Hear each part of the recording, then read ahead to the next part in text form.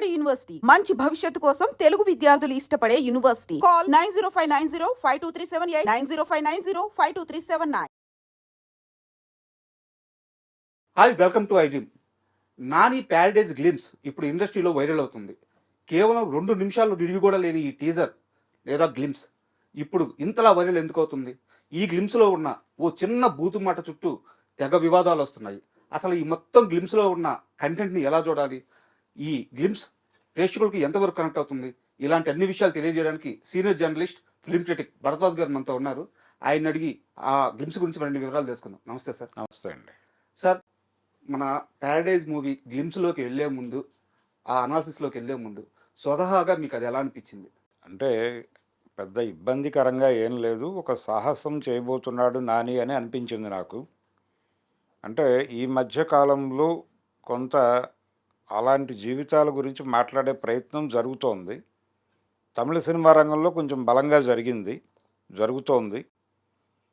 ఒకవేళ ఆ ఇన్ఫ్లుయెన్స్తో ఈ ప్రయత్నం చేస్తున్నాడా ఇతను అని అనిపించింది. అంటే వెట్రిమారను, పారంజిత్తు వీళ్ళు కొంత తమిళ్లో క్యాస్ట్ ఇష్యూ గురించి మాట్లాడే ప్రయత్నం చేశారు. ఇది క్యాస్ట్ ఇష్యూగా మాట్లాడుకోవట్లేదు తెలుగు సమాజం. ఏది ఇప్పుడు నాని గ్లిమ్స్ ఏదైతే రిలీజ్ అయిందో దానిలో కాకుల కథ చెప్తున్నాం మేము అన్నాడు ఆయన.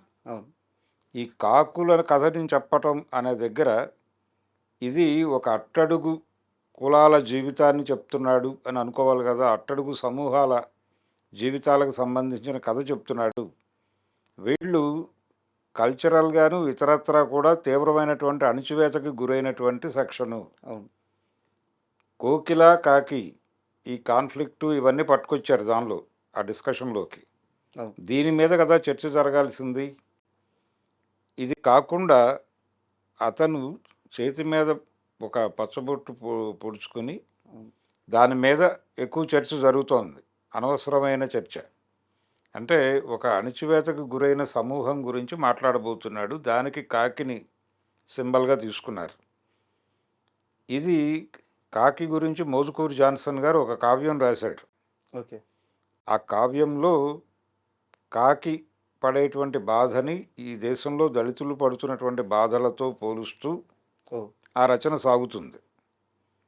నాకు ఇది చూసినప్పుడు అది గుర్తొచ్చింది. చాలా అంటే కంటెంట్కి చాలా దగ్గరగా ఉంది ఆ థీము. ఉంది. రెండోది, ఆయన దానిలో ఇంకొక మాట అంటాడు. ఈ దేశ ప్రజలు రాజుల శృంగారాలు, రాజుల యుద్ధాలు చూసి వాళ్ళు అంటే ఎంటర్టైన్ అవుతారు అని అనుకుంటారు, కానీ అప్పుడప్పుడు కాకుల కథలు విని కూడా ఎమోషనలైజ్ అవుతారు. అంటే ఎమోషన్ కూడా వ్యాపారం అయిపోయిన తర్వాత ఏదో ఒక అంశంతో వ్యాపారం చేసుకోవటం, ఏదో ఒక ఎమోషన్తో వ్యాపారం చేసుకోవటంగా భావిస్తే ఈ ఎమోషన్ సాలబిలిటీ ఉంది దీనికి అనేది గుర్తించి ఈ సినిమా తీయటానికి ముందుకు అడుగు వేశాడా నాని. అతనే ప్రొడ్యూసర్ కూడా. అంటే రగ్గడ్ బ్యాక్డ్రాప్లో సినిమా చేయాలి. ఈ రగ్గడ్ బ్యాక్డ్రాప్లో చేసిన సినిమాలు సమాజంలో కనెక్ట్ అవుతున్నాయి అనే ఒక అభిప్రాయం రంగస్థలం నుంచి తెలుగు నిర్మాతలకి, దర్శకులకి కనెక్ట్ అవుతున్నటువంటి పాయింట్. అయితే రంగస్థలం సినిమాలో కూడా ఆ హీరో కులం ఏమిటి అనేది చెప్పడం, కాకపోతే బలహీన వర్గం అనేది మాత్రమే చెప్తాడు. ఇంట్లో ఒక కుట్టు మిషన్ ఉంటుంది, వాళ్ళ తండ్రి పాత్ర వేసినటువంటి నరేష్ దర్జీగా పనిచేస్తున్నాడు అనేది ఎస్టాబ్లిష్మెంటు.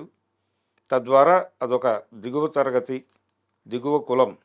అంటే కులం గురించి మాట్లాడటానికి తెలుగు సినిమా ఎప్పుడూ సాహసం చేయలే.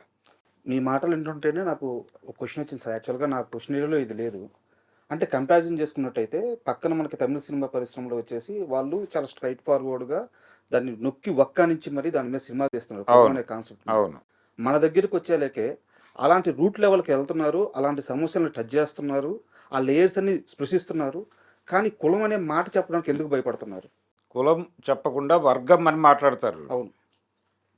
అయితే భారతీయ సమాజం కుల సమాజమా, వర్గ సమాజమా, ఎలా అర్థం చేసుకోవాలి అనే దగ్గర కమ్యూనిస్టుల దగ్గర నుంచి ఈ కన్ఫ్యూజన్ ఉంది.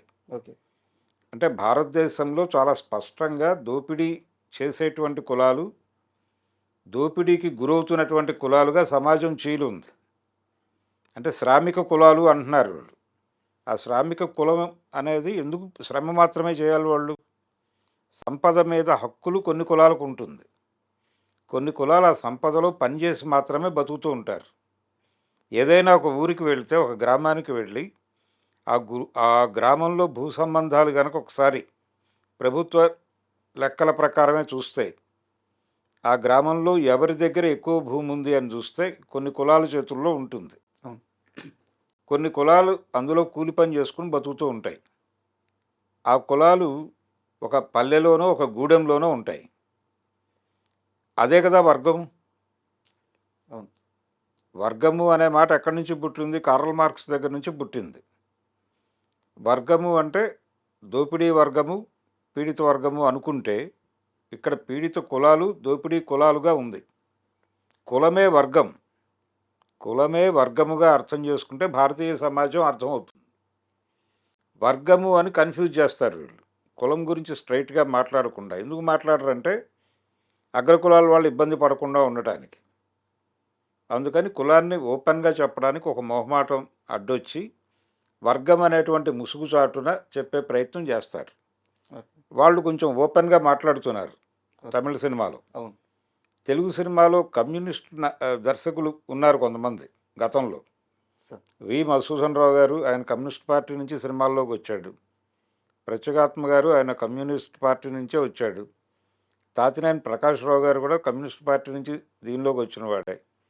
రాఘవేంద్రరావు గారి తండ్రి గారు కేఎస్ ప్రకాశ్రావు గారు కూడా అక్కడి నుంచి వచ్చిన వాడే.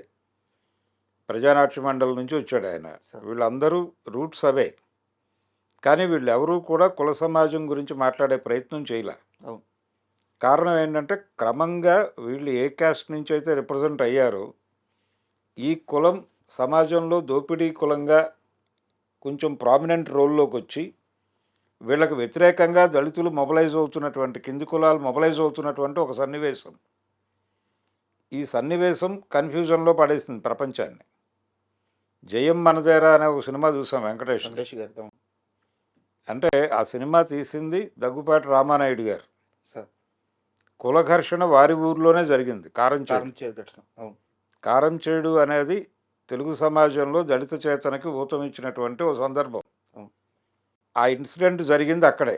ఆ ఇన్సిడెంట్ మీదే వాళ్ళు కమర్షియల్ సినిమా తీసి హిట్ కొట్టారు. ఇది వాస్తవం. అక్కడ కూడా ఎక్కడ అంటే కాస్ట్ గురించి చాలా లోపాయికారిగా మాట్లాడతారు.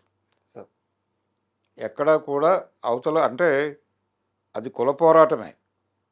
కింది కులాల వాళ్ళు పై కులాల చేతుల్లో ఉన్నటువంటి సంపదని అందరికీ సమానంగా పంచాలి.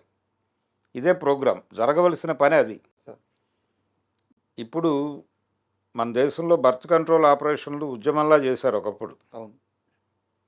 చేసినప్పుడు కింది కులాల వాళ్ళకి చెప్పారు, మీరు పిల్లల్ని కనకండి అని. పిల్లల్ని కంటే ఆ పిల్లల్ని పెంచలేక వీళ్ళకి వచ్చే డబ్బులు చాలక సఫర్ అయ్యి, ఈ సఫరింగ్లో నుంచి ఈ డబ్బులన్నీ వీళ్ళ దగ్గర ఉండిపోవడం వలన కదా మనం ఈ దరిద్రం అనుకుని రివోల్ట్ అవుతారేమో. అందుకని వాళ్ళని ఆ దరిద్రంలోకి, ఆ స్థాయి దరిద్రంలోకి వెళ్లకుండా చూడటానికి పిల్లల్ని కనొద్దు అని చెప్పారు అని అక్కడే ఆపరేషన్లు చేశారు. అయితే ఇక్కడ పట్టించుకోవాల్సిన విషయం ఏమిటంటే ఈ దేశంలో పుట్టిన ప్రతివాడికి అన్నం పెట్టే పరిస్థితి ఉంది ఇక్కడ. ఎందుకు లేదు, ఎందుకు కనిపించడం లేదంటే సంపద అక్రమంగా పంపిణీ అయి ఉంది కాబట్టి. ఒక ఊళ్ళో 100 ఎకరాల పొలం ఉంటే ఆ 100 ఎకరాలు ఒక ఇద్దరి దగ్గర ముగ్గురు దగ్గర ఉంటుంది. మిగిలిన ఆ ఊళ్ళో వాళ్ళందరూ అందులో పని చేసుకుని బతుకుతారు. దాన్ని వీళ్ళందరికీ సమానంగా పంచితే ఎవడైనా ఏదైనా చేసుకోవచ్చు. అది చేయటం మర్చిపోయి ప్రభుత్వాలు అది చేయటం మానేసి, అది కదా చేయాల్సింది, అది మానేసి మీరు పిల్లల్ని కనొద్దు అనటం ఎలా కరెక్టు అని ఒక ఆర్గ్యుమెంట్ పుట్టింది ఆ రోజుల్లో. ఈ రోజుకి ఆ ఆర్గ్యుమెంట్కి సమాధానం లేదు. కాబట్టి మనం సమాజాన్ని అర్థం చేసుకోవటంలోనే గందరగోళం ఉంది. ఈ గందరగోళమే సినిమా రంగంలోనూ నడుస్తోంది. ఈ గందరగోళంలోనే ఇప్పుడు ఈ టీజర్ కొంచెం జనాల్ని గుచ్చింది. జనాలు అతను అట్టడుగు జీవితాల గురించి మాట్లాడబోతున్నాడు, దానిలో ఏ మేరకు నిజాయితీగా మాట్లాడతాడు అనే దాని మీద డిస్కషన్ ఓపెన్ కావాలి. కానీ ఈ లంజా కొడుకు అనే పదం మీద చర్చ జరుగుతోంది.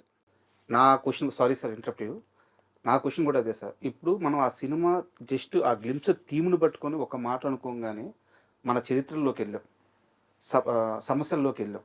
సినిమా డిస్కషన్ కాస్త సామాజిక డిస్కషన్ అయిపోయింది. అంటే అవును. ఆ పాయింట్‌లోనే అంత డెప్త్ ఉంది. అవును. దాన్ని వదిలేసి చేతి మీద టాటూలో ఒక మాట అన్నారు. ఒక బూత్ ఉంది. ఇలాంటి ఓ డిస్కషన్ రావడం ఎలా చూడాలి? అంటే చాలా సందర్భాల్లో చాలామంది ఈ మాటను ఎదుర్కొన్నారు చరిత్రలో. సార్. అంటే తండ్రెవడో చెప్పుకోలేనటువంటి పిల్లలు పుడతారు ఒక ఒక సమూహంలో. సార్. ఇది లేదు అని ఎవరూ చెప్పడానికి లేదు, లేదు. లేదు, లేదు. కరెక్ట్. ఉంది. అలా పుట్టిన ఒక కొడుకు ఇలా ఎందుకు పుడుతున్నాం మనం? ఇలా ఎందుకు మాట పడుతున్నాం?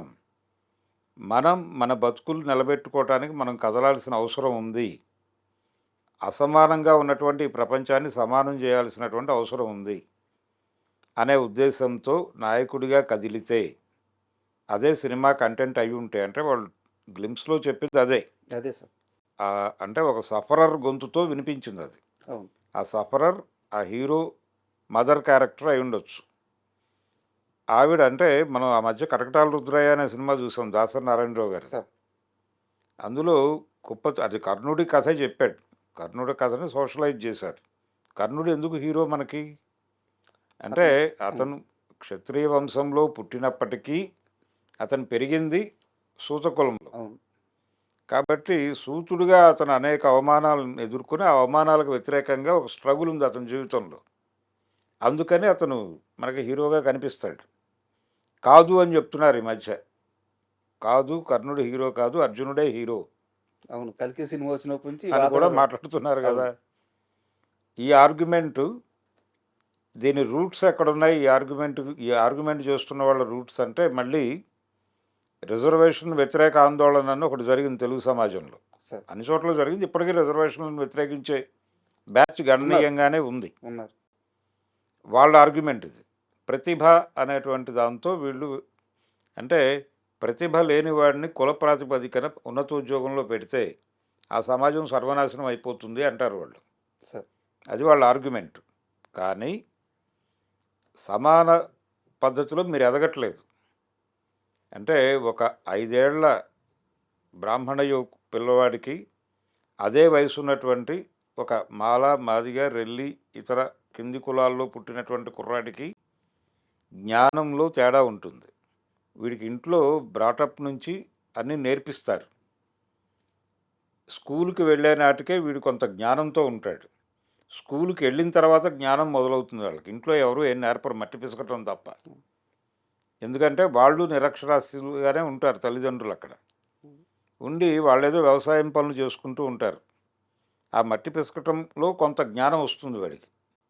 కానీ ఈ మేజర్గా ఈ అక్షరాలతో రిలేషన్ అనేది వాడికి ఏర్పడేది స్కూల్లోకి వెళ్ళాక.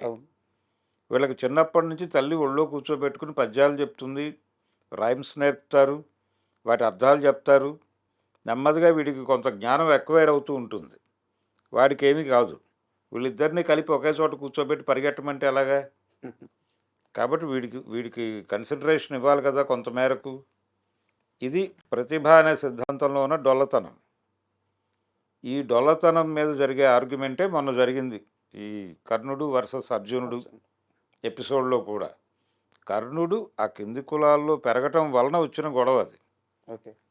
కింది కులాల పరిస్థితులు ఉన్నాయి. దాన్నే దాసరి గారు అడాప్ట్ చేసి కరటాల రుద్రయ్యని తీసి కుప్ప తొట్టెలో పుట్టాను నేను, కుప్ప తొట్టె అని నన్ను అందరూ తిట్టేవాళ్ళు అని చెప్తాడు. అందులో డైలాగ్ ఉంటుంది. అదే మాట ఇప్పుడు ఇతను అంటున్నాడు, నాకు తండ్రి ఎవరో తెలియదు, నన్ను ఇష్టం వచ్చినట్టు మాట్లాడారు. అలాగే బాలచంద్ర గారు తప్పు తాళంగాళ్ళని ఒక తమిళ సినిమా తీశాడు. రజనీకాంత్, సరిత. అతను స్ట్రీట్ రౌడీ, అమ్మాయి వేసే, వాళ్ళిద్దరి మధ్య ప్రేమ, అది సినిమా. అందులో ఈ డైలాగ్ ఉంటుంది. ఇదే డైలాగ్. నన్ను చాలామంది ఇలాగే పిలిచేవాళ్ళు అంటాడు ఆయన.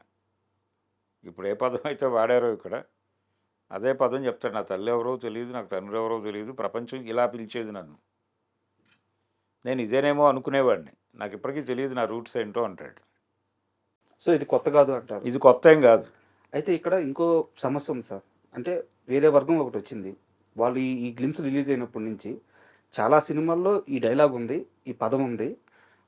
బా మన బాలకృష్ణ ఉన్నారు. చిరంజీవి గారి సినిమా 'చంటబ్బాయి' సినిమా ఒకటుంటది. సినిమా అంతా చాలా కామెడీగా నడుస్తా ఉంటది. తన గతం ఎప్పుడైతే చెప్పుకోవాల్సొస్తదో, చిరంజీవి ఎమోషనల్ అయినప్పుడు, ఆ క్యారెక్టర్ ఎమోషనల్ అయినప్పుడు, మా నాన్నెవరో తెలియక చిన్నప్పటి నుంచి అందరూ ఆ లంజా కొడుకు అనే మాట అంటూ ఉంటే ఎంత బాధపడ్డాను అని చెప్పి ఇలా ఓ డైలాగ్ ఉంటది. ఇలా అగ్ర హీరోలందరూ ఈ మాటను చెప్పున్నారు. అయితే ఇప్పుడు వస్తున్న వాదన ఏందంటే, అది సినిమా కంటెంట్‌లో భాగంగా ఒక ఎమోషనల్ సీన్‌లోనో, ఆ సీన్‌కి అవసరమే వచ్చింది. ఆ ఫ్లోలో ఎళ్ళిపోయింది. అవును. మీరు ఇప్పుడు ఈ సినిమాకి తీసుకున్నట్టే 'ప్యారడైజ్' మూవీకి తీసుకున్నట్టయితే, ప్రచారానికి కూడా దీన్నే వాడుకుంటున్నారు. దీన్నే ఎందుకు హైలైట్ జేస్తున్నారు? దీన్నే అంటే హైలైట్ ఈ చేసి వర్డ్‌ని జనరలైజ్ జేస్తున్నారా? అన్నట్టు క్వెషన్ జేస్తున్నారు. బూతుగా చూస్తున్నారు దీన్ని. అవును. కానీ ఇది బూతుగా వాడటం లేదు అక్కడ. ఆ టీజర్‌లో. ఆ టీజర్ లేకపోతే గ్లిమ్స్‌లో వాడిన సందర్భం ఒక బాధితురాలు తన బాధ చెప్పుకుంటూ మాట్లాడినటువంటి మాటలవి. అవును. ఆ కోపము, ఆక్రోశము, ఆ మాట పడినటువంటి మనిషి మాట్లాడుతున్న మాటలవి. అవును. ఆ బాధ మోస్తున్నటువంటి జాతి మాట్లాడుతున్నటువంటి మాటలవి. ఆ బాధ ఆ పెయిన్‌ని భరిస్తున్నటువంటి కులం మాట్లాడిన మాటలవి. ఆ కులం టోన్‌లో వీళ్ళకి అర్థం కావట్లే. ఓకే. వీళ్ళు నీతులు మాట్లాడే ప్రయత్నం చేస్తున్నారు. వాళ్ళే అన్నది ఆ మాట. ఇప్పుడు ఎవరైతే నీతుల గురించి మాట్లాడుతున్నారో వాళ్ళు అన్న మాటనే వాళ్ళు ఆగ్రహంగా మమ్మల్ని ఇలా కాయిన్ మమ్మల్ని ఇలా చేశారు, అన్నారయ్యా అంటే అది తప్పైపోయింది. మమ్మల్ని ఇలా కాయినైజ్ చేశారు మీరు అని మాట్లాడితే దీని మీద నీతులు మాట్లాడితే ఎలాగ వాళ్ళు? అది దుర్మార్గం కదా! సార్. అంటే నీతులు మీరు మాత్రమే మాట్లాడతారా? మిగిలినోళ్ళు బూతులు మాట్లాడతారని మీరే కాయినైజ్ చేస్తారా? ఇది ఎలా కరెక్టు? సమాజంలో అసమానతలు ఉన్నాయి. అసమానతల వలన నాశనం అయిపోయిన జీవితాలని బాగు చేసుకోవటానికి ఒక ప్రయత్నంగా ఒక వ్యక్తి కదిలినటువంటి కదలికలను ఆ సినిమాలో చూపిస్తారు అనుకుందాం. సార్. ఏ సినిమా అయినా అంతే కదా! ఇప్పుడు 'పాతాళ భైరవి' సినిమా ఉంది. సార్. అందులో అతనేమిటి ఒక తోటమాలి అవును. కొడుకు తోటరాముడు. తోటరాముడు. తండ్రి ఉండడు. Single mother. సింగిల్ మదర్ పెంచుతుంది అతన్ని. ఆ అమ్మాయి తోటమాలిగా పనిచేస్తూ కొడుకుని పెంచుతుంది. ఏదో ప్రయోజకుడు అవుతాడు కదా అని. హ్మ్. అతను రోజు సైన్యంతో గొడవలు పెట్టుకుని వస్తూ ఉంటాడు. ఆమె వారిస్తూ కూడా ఉంటది తల్లి. వద్దురా అని చెప్పేసి. ఒక కొడుకుని ఇవ్వమంటే ఈ రాక్షసుడిని ఇచ్చావేంటి దేవుడా అంటూ ఉంటుంది. అవును. అది కదా కాన్ఫ్లిక్ట్. అది కూడా కాస్ట్ కాన్ఫ్లిక్టే. సార్. కాకపోతే రచయిత గారు దాన్ని సానుకూలంగా చెప్తాడు మనం ముందు మాట్లాడుకున్నట్టు. అన్నట్టు. అలాగే తెలుగులో వి మధుసూదన్ రావు గారి డైరెక్షన్లో సినిమా వచ్చింది, సార్. మంచి రోజులు వచ్చాయని. అక్కినేని నాగేశ్వరరావు గారు, కాంచన గారు నటించారు ఆ సినిమాలో. ఆ సినిమాలో కాన్ఫ్లిక్ట్ ఏమిటి? ఒక పనివాడికి యజమానికి గొడవ. కానీ ఈ హీరో క్యారెక్టర్ దళితుడని అక్కడ ఎస్టాబ్లిష్ చేయరు. సార్. చేయకుండా అంటే పాలేరు పనే చేస్తూ ఉంటాడు ఇతను. పాలేరే కానీ కుల ప్రస్తావన ఉండదు. ఇద్దరు పోటీ పడతారు. అంటే నేను ప్రెసిడెంట్గా పోటీ చేస్తాను అంటాడు ఇతను, ఊరు ప్రెసిడెంట్గా హీరో. చేస్తే నువ్వు ఓడిపోతావు, ఓడిపోతే కనుక ఊరు వదిలి వెళ్ళిపోవాలి ఇది పందెం అని. పందెం ఒకవైపు నుంచే కదా, అవతల నుంచి కూడా ఉండాలి కదా. అవును. ఏముంటే బాగుంటుందని నువ్వు అనుకుంటున్నావు అని ఊళ్ళో నుంచి కొంతమంది అడుగుతారు. ఒకవేళ నేను గెలిస్తే ప్రెసిడెంట్ గారు అమ్మాయిని నాకు ఇచ్చి పెళ్లి చేస్తారా అంటాడు. ఓకే. ఓకే అంటాడు. ఇతను గెలుస్తాడు. గెలిచిన తర్వాత ఆ అమ్మాయిని ఇచ్చి పెళ్లి చేయాలి. ఇది కాన్ఫ్లిక్ట్ సినిమాలో. ఆ అమ్మాయి వచ్చేస్తుంది తండ్రి పరువు కాపాడటానికి. ఆయన ఉరేసుకోవడానికి ట్రై చేస్తాడు ఇంట్లో. అతన్ని కాపాడటానికి ఈవిడ కాపురానికి వచ్చేస్తుంది. ఇలా నడుపుతాడు కథని. అక్కడెక్కడా కూడా కుల ప్రస్తావన ఉండదు ఆ సినిమాలో. కానీ అది కాస్ట్ వారే. రిజర్వ్డ్ పంచాయతీలు అనే నినాదం నేపథ్యంలో పుట్టిన కథ అది. సార్, అంటే టాపిక్ నుంచి కాస్త డైవర్ట్ అవుతున్నాను. ఇది ప్రెసిడెంట్ గారి పిల్లం కథ కూడా ఇదే కదా? అదే అదేనా? ఓకే. కొత్త సినిమాలకి పాత సినిమాలే మూలాలను కదా మనం అనుకునేది. ఓకే. కాబట్టి ఇలా ఈ క్యారీ ఫార్వర్డ్ నేచరే. అది కూడా తమిళ సినిమా నుంచి రీమేక్. సార్. తమిళ్లో జయలలిత శివాజీ చేశారు. ఓకే. ఓకే. తెలుగులో నాగేశ్వరరావు కాంచనా చేశారు. ఓకే. తమిళ్లో కాస్ట్ మాట్లాడే ప్రయత్నం చేశారు అక్కడ. సార్. తెలుగులో అది లేకుండా కథను నడిపారు. ఓకే. ఇదే పరిస్థితి మనకు అనేక సినిమాల్లో కనిపిస్తుంది తెలుగులో. ఇప్పుడు కొంచెం ఓపెన్గా మాట్లాడే ప్రయత్నం జరుగుతోంది ఈ మధ్య. సార్. అది కూడా తమిళ సినిమా నుంచి నేర్చుకున్నదే. సార్. అసురన్ కావచ్చు, అది తెలుగులో ఒక ప్రయత్నం చేశారు వెంకటేష్. అవును. వెంకటేష్ చేసినటువంటి జయం మందేరా, అవును. అది కూడా అంతరార్థంలో దళిత కథే. దాంట్లో కాస్త చెప్తారు సార్, ఆ పెయిన్ కాస్త చూపిస్తారు. ఆ పెయిన్ కొంత డిస్కస్ చేయడానికి ప్రయత్నం జరుగుతుంది. జరుగుతుంది. అవును. కాబట్టి ఇలాంటి సినిమాలు అరుదు. కానీ దీన్ని ఓపెన్ ఏరియాలో మాట్లాడటానికి రకరకాల ప్రయత్నాలు జరిగినాయి, కానీ అవి కూడా ప్రయోజనాత్మకంగానే జరిగినాయి. ఎన్టీ రామారావు గారు బ్రహ్మర్షి విశ్వామిత్ర అనే సినిమా తీశాడు. సార్. తీసి దానిలో వశిష్ఠుడి మీద డైలాగ్ ఉంటుంది. అది ఉంది, యూట్యూబ్లో చూడొచ్చు. సార్. వశిష్ఠుడిని స్ట్రైట్గా ఈయన ప్రశ్నిస్తాడు. గుమ్మడి గారు చేశాడు వశిష్ఠుడి క్యారెక్టర్. విశ్వామిత్రుడు ఈయన అరుంధతి, మాదిగ కన్య అరుంధతిని మగువని చేసుకున్నది, మసిపూసి మారేడుకాయ చేయుటకైనటయ్యా అంటాడు ఈయన. అని సంస్కర్తని అనిపించుకోవటానికేటయ్యా అని అడుగుతాడు. ఆ డైలాగ్ చాలా కీలకమైన డైలాగే. ఇలాంటివి అప్పుడప్పుడు ఎక్కడైనా తగులుతాయి తెలుగు సినిమా చరిత్రలో, కానీ ఒక కాన్సెప్చువల్గా మాట్లాడే ప్రయత్నం అయితే కాన్షియస్గా జరగలేదు. సార్. ఇతను ఆ ఏరియాలో ఏదో మాట్లాడే ప్రయత్నం చేస్తున్నాడు. ఈ సినిమా నిజంగానే ఆ లెవెల్లో ఉంటుందా లేదా అనేది సినిమా వచ్చాక కానీ తెలియదు మనకి. ప్రయత్నం అయితే గొప్పదంటారు. ఒక ప్రయత్నం జరుగుతోంది. ఆ మాట, ఆ బూతు అని మాట్లాడటం తప్పు. ఈ బూతుని మోస్తున్న వాళ్ళ కోపము, ఆగ్రహము అంతా కనిపిస్తోంది దానిలో. ఓకే. రోజువారీ అంటున్నారు కదా, అవును. రోజువారీ వాడుతున్న భాషే అది. అది అంటే మనకి మనుషులంతా ఒక్కటే అనే నినాదం ఉంది. ఈ మనుషులంతా ఒక్కటే అనే నినాదం పై కులాల వాళ్ళు ఇస్తే ఒకలాగాను, కింది కులాల వాళ్ళు ఇస్తే ఒకలాగాను పనిచేస్తుంది. పై కులాల వాళ్ళు మనుషులంతా ఒకటే అంటే కింది కులాల వాళ్ళని దోపిడీ చేయడానికి మార్గం వెతుకుతున్నాడు అని. కింది కులాల వాళ్ళు గనక మనుషులంతా ఒకటే అంటే పై వాళ్ళని కిందకు లాగడానికి ప్రయత్నం చేస్తున్నారు అని. ఓకే. కింది కులాల వాళ్ళు ఇచ్చినప్పుడు మాత్రమే మనుషులంతా ఒకటే నినాదం ప్రోగ్రెసివ్. పై కులాల వాళ్ళు ఇస్తే అంటే ఆ నినాదం ఇచ్చిన వాడి కులం ఏంటి అనేది చూడాలి. ఆ నినాదం పై కులాల వాళ్ళు ఇస్తే అది దోపిడీ నినాదమే.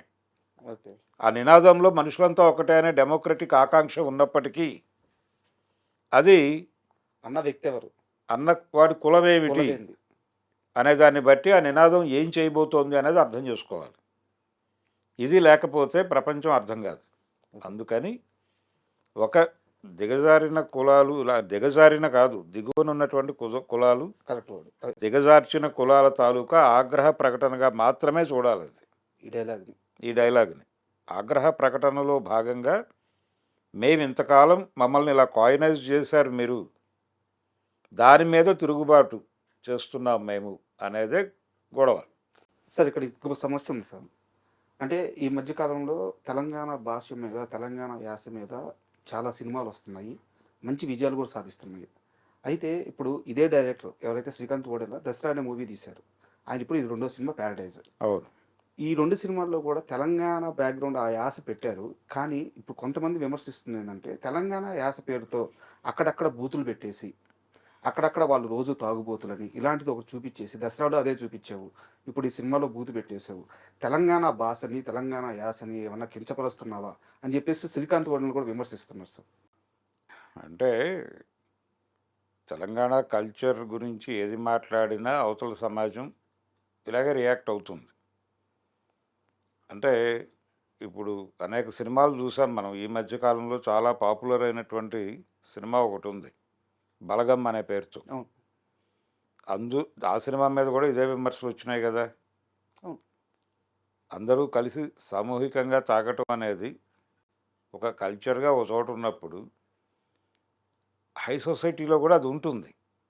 కానీ అంటే ఇంట్లో బారు ఉంటుంది, ఇంట్లో బారు ఉన్నటువంటి బారు లేని ఇల్లు అది ఇల్లు కానేరదు అన్నట్టుగా అగ్రకులాల వాళ్ళ దోపిడీదారుల ఇళ్ళు డిజైన్ అయిపోయినాయి కదా. బార్ రూమ్ పెట్టుకుంటున్నారుగా మీరు. వాళ్ళు ఇది కల్చర్లెస్ వ్యవహారం అంటారు దీన్ని. కానీ ఇద్దరు చేసేది ఒకటే. అదే కదా నువ్వు చేస్తోంది ఏమిటి, వాళ్ళు చేస్తే నువ్వేమో విచిత్రంగా అని ఎందుకు అనిపిస్తోంది, దాన్ని ఎందుకు నువ్వు ప్రజాస్వామికం అనుకోవు. అందుకని ఈ విమర్శల్లో కూడా ఈ తేడాలు ఉంటాయి, ఎవరేమిటి అనేది. అంటే తాము చేసేది శృంగారము, అన్న పద్ధతిలో మాట్లాడేస్తారు వీళ్ళు. అది ప్రమాదం. అంటే ఏదైనా సరే, ఏది చూపించినా ఇలా గొడవకు వస్తారు. అయితే దసరా సినిమాలో నిజంగా అక్కడ అది బొగ్గు గనుల ప్రాంతంలో జరిగినటువంటి కథగా చెప్తాడు అతను.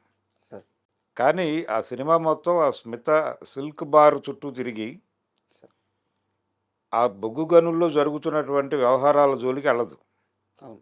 ఆ బొగ్గు గని కార్మికుల జీవితాల్లోకి వెళ్ళదు. వాళ్ళ జీవితాల్లో ఉన్న ఘర్షణ జోలికి వెళ్ళదు. వాళ్ళకి యాజమాన్యంతో ఉన్నటువంటి కాన్ఫ్లిక్ట్ జోలికి వెళ్ళదు. అక్కడ కార్మిక సమాఖ్యలు పనిచేసినాయి, చాలామంది చనిపోయారు.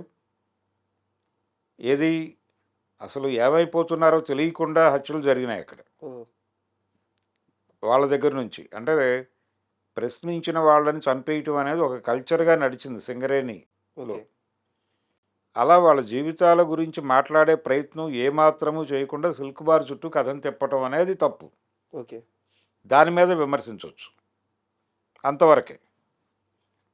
అది ఈ సినిమాలో రెక్టిఫై చేసుకునే ప్రయత్నం చేస్తున్నాడేమో అనుకుంటున్నాను నేను. ఏది ఈ ప్యారడైజ్లో అర్థమైంది సార్. అది నిజంగా రెక్టిఫై చేసుకుంటే ఓకే. లేదు ఈ గ్లిమ్స్ వరకే పరిమితమై ఈ చైతన్యం, సినిమా మళ్ళీ యథాతథంగానే ఉంటే అప్పుడు విమర్శించవచ్చు.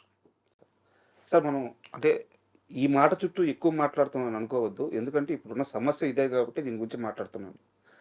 మనం చూసుకున్నట్టయితే 'అర్జున్ రెడ్డి', 'కేజీఎఫ్', 'పుష్ప' ఇలాంటి పెద్ద సినిమాలన్నిట్లో కూడా బూతులు ఉన్నాయి సార్. ఉన్నాయి. కానీ ఎప్పుడైనా నాని మాత్రమే ఏదన్నా కొంచెం కొత్తగా ఆ లైన్ దాటి ప్రయత్నించిన ప్రతిసారి నాని మీదే విమర్శలు, నానినే టార్గెట్ చేస్తున్నారు. ఇండస్ట్రీలో నాని మీద ఏమైనా కుట్ర జరుగుతుందని మీరు అనుకుంటున్నారా? నాని మీద కుట్ర జరుగుతోందని కాదండి, కంటెంట్ మీద జరుగుతోంది. కంటెంట్ మీద మాత్రమే దాడి జరుగుతోంది. ప్రతి సందర్భంలోనూ అదే నడుస్తోంది. అంటే ఒక ఒక మర్యాదస్తుల ఏరియా ఉన్నట్టుగా ఒక భ్రమ కల్పింపజేసి ఇలాగే ఉండాలి, ఇదే మాట్లాడుకోవాలి అంటారు. అంటే ప్రతి క్యాస్ట్లోనూ బూతుకు కూడా కులం ఉంటుంది. బూతుకి కూడా కులం ఉంటుందనే విషయం తెలుసుకోవాలి వాళ్ళు. అంటే ఒక కులం బూతు ఒకలా ఉంటుంది, ఇంకో కులం దాని ఎక్స్పీరియన్సెస్లో నుంచి అవి పుడతాయి. అది ఒక అధ్యయనం చేయవలసినటువంటి విషయం. బూత్ అనేది ఒక ఒక ఎమోషన్ తాలూకా ఎక్స్ప్రెషన్. ఆ ఎక్స్ప్రెషన్ కోసం వాడే లాంగ్వేజ్ అంతే. దానికి ఆ ప్రాధాన్యత ఉంది. ఆ ప్రాధాన్యత ఇచ్చి పరిశోధన జరిపితే ఏ కులం బూతులో ఏ ఆగ్రహం వ్యక్తమవుతోంది అని నువ్వు అధ్యయనం చేయగలిగితే సమాజం నీకు తెలుస్తుంది. సార్ సమాజాన్ని తెలుసుకోవాలనే తపన నీకు లేదు. ఎవరు ఎక్స్ప్రెషన్ చేసినా నీ యాంగిల్లో నువ్వు మాట్లాడటమే తప్ప వాళ్ళు ఏం చెప్పదలుచుకున్నారు అనేది కదా మీరు మాట్లాడాల్సింది. అవును. వాళ్ళు ఏం చెప్పదలుచుకున్నారు అనే కోణం కంటే కూడా నువ్వు అనుకుంటున్నది వాడు మాట్లాడాడా లేదా అనేది రివ్యూ అయిపోతే ఎలాగా? అవును. నీ అభిప్రాయం చెప్తే రైటా, వాడి అభిప్రాయం చెప్తే తప్ప. ఇది రివ్యూ అంటే ఎలాగా? అదే జరుగుతోంది. అందుకని ఈ మాట్లాడేటువంటి కులాలు, మాట్లాడగలిగిన కులాలు వాళ్ళే ఈ బూతని దాడి చేస్తున్నారు ఇప్పుడు. సార్ చివరిగా ఒక ప్రశ్న సార్. మనకి నాని అంటే ఏదో న్యాచురల్ స్టారు, మన పక్కింటి అబ్బాయి, మన హీరో, ఇలాంటి ఒక ఎక్స్ప్రెషన్ కానీ ఇలాంటి ఒక ఫీలింగ్ కానీ ఉండేది. కానీ నాని గత చిత్రాలను చూసుకున్నట్టయితే దసరా, హిట్ 3, ఇప్పుడు ప్యారడైజ్, అంటే ఒక రగ్గడ్ క్యారెక్టర్స్, ఒక మాస్ క్యారెక్టర్స్, సో తన పందా మార్చుకునే ప్రయత్నం చేస్తున్నారు. ఇది ఎంతవరకు సక్సెస్ అవ్వచ్చు అనుకుంటున్నారు? అంటే ఒకే తరహా పాత్రలు చేయరు కదా ఎవరు. సార్ మారాలి, తను అందరివాడు అనిపించుకోవాలి అనేటువంటి కోరిక ఉంటుంది కదండి. ఆ కోరికలో భాగంగా ప్రస్తుతం ఈ తరహా సినిమాలు చేయాలని అనుకుంటున్నాడు అతను. అంటే దీనిలో కూడా హిట్లో అతని క్యారెక్టర్ వేరు, ఇందులో క్యారెక్టర్ వేరు. ఇది వేరే కథ, అది వేరే కథ. అదొక కాప్ స్టోరీ. సార్ దానికి ఉండే గొడవలు దానికి ఉంటాయి. ఈ కథలో ఈ క్యారెక్టర్కి ఉండే కాన్ఫ్లిక్ట్ ఈ క్యారెక్టర్కి ఉంటుంది. దీని తర్వాత మళ్ళీ ఒక సరదా సినిమా కూడా చేయొచ్చు అతను. సార్ ఒక నటుడిని ఒక ఏరియాకి లిమిటెడ్ చేయటం కరెక్ట్ కాదు. అన్ని రకాల వేషాలు వేశారు కదా అందరూ. అవును. ఇప్పుడు ఎన్టీ రామారావు గారు ఆయన ఎర్లీ ఏజ్లోనే, అంటే హీరోగా ఎస్టాబ్లిష్ అవుతున్న టైంలోనే భీష్మ చేశాడు కదా. రాజు పేద అనే సినిమాలో ఆయన చేసిన పాత్ర ఏంటి, అప్పటికి ఆయన స్థాయి ఏమిటి, అందులో కొడుకు ముష్టెత్తుకుంటుంటే అతని బొచ్చులో నుంచి డబ్బులు తీసుకెళ్ళి తాగి తిరిగేటువంటి క్యారెక్టర్ చేశాడు ఆయన. హీరో క్యారెక్టర్ కాదు అది, హీరో కాకపోయినా చేశాడు, నటుడు కాబట్టి చేశారు. ఆ నటుడు అనేవాడు చేయాలి, చేయకపోతే అలాగే బడిపంతులు అనే క్యారెక్టర్ చేశాడుగా. అదే ఎన్టీ రామారావు పక్క సినిమాలో 75కి వస్తే ఎదురులేని మనిషిలో డ్యాన్సులు చేశాడు కదా, అది చేశాడు ఇది చేశాడు. అలా చేయాలి కదా ఏ క్యారెక్టర్ అయినా. అందుకని నాని తన వంతుగా అంటే ఒక ఏరియాకి లిమిటెడ్ అయిపోతే ఆ జానర్ పక్కకి వెళ్ళిపోయినప్పుడు ఇతను పక్కకి వెళ్ళిపోతాడు. లేదు ఆ జానర్ సినిమాలకు ఇతను ఎక్కువైపోయినప్పుడు కూడా పక్కకి వెళ్ళిపోక తప్పని పరిస్థితి. చాలామంది కండిషన్ అదే. అంటే అక్కడ వరకే పరిమితం అయితే అతను అన్నయ్య పాత్రల్లోకి తండ్రి పాత్రల్లోకి ట్రాన్స్ఫర్ అయిపోవాలి.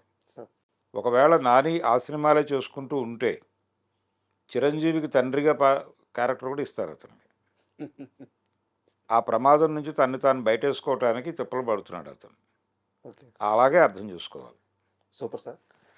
ఇప్పుడు ఏదైతే ఈ ప్యారడైజ్ గ్లిమ్స్ ఇన్ని వివాదాలకి లేకుంటే ఇంత వైరల్ అవుతుందో, ఈ సినిమా రిలీజ్ అయిన తర్వాత మనం అనుకున్నట్టు ఇప్పుడు మీరు మాట్లాడినట్టు సినిమా అదే స్థాయిలో కానీ ఉంటే మరోసారి మన ఇద్దరం కూర్చొని ఆ సినిమా మీద రివ్యూ చేద్దాం సార్. అలాగే. Thank you very much. Thank you.